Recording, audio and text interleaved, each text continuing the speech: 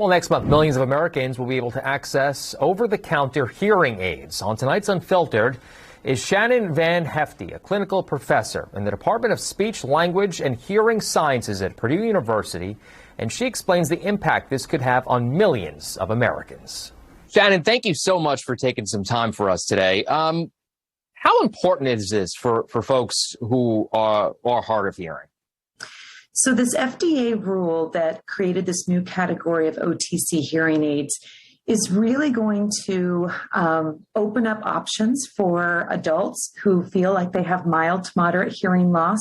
We know that over 38 million Americans have hearing loss, and only 20 to 30% of adults with hearing loss currently have hearing aids. Is there any difference between that specific hearing aid and others that are out there? Yes. So there are going to be differences. The OTC hearing aid is a one-size-fits-most. It will have an adjustment so that individuals will be able to change the volume. There is a max output of the amount of sound, whereas prescription hearing aids that you will get from an audiologist are prescribed based on functional communication as well as hearing loss.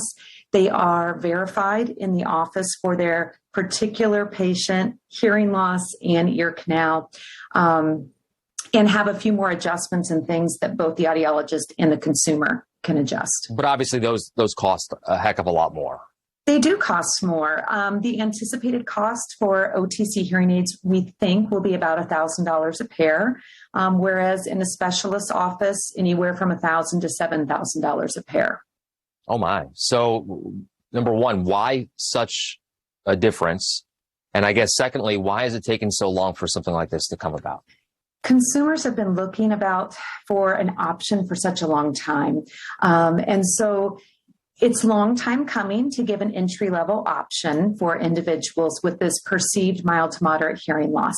The biggest difference in price goes into the research and development, as well as the expertise of the audiologist fitting that device and doing additional testing to make sure that the patient is getting everything they need and that is verified, along with ongoing service and maintenance and so forth of the product. But a lower cost price point for mild to moderate individuals is a great option for those who want to try out this amplification market. We know that hearing loss is associated with social isolation, depression, and cognitive decline. And if we can get individuals to start talking about hearing loss sooner and doing something, we have a really great option to start sharing the benefits of amplification earlier on. Yeah, I've heard somebody who I know very well almost describe it as cutting yourself off to the world if you can't hear. It is, and individuals who first perceive hearing loss can take up to 7 years before they actually make the phone call to do something about it, get tested, start to seek amplification. That's a long time to slowly miss out on quality of life with family and friends and in your work environment. I would like to add, audiologists as a profession would still recommend individuals get a hearing test before buying an OTC hearing aid, just to rule out medical contraindications to your hearing loss so that you can make sure that when you proceed with that option, that you're doing so safely. Okay. Shannon Van Hefty, I apologize for Van that. Hefty, thank you. I appreciate you taking some time and talking with us today. Important topic. Thank you. Thank you so very much. I appreciate the time.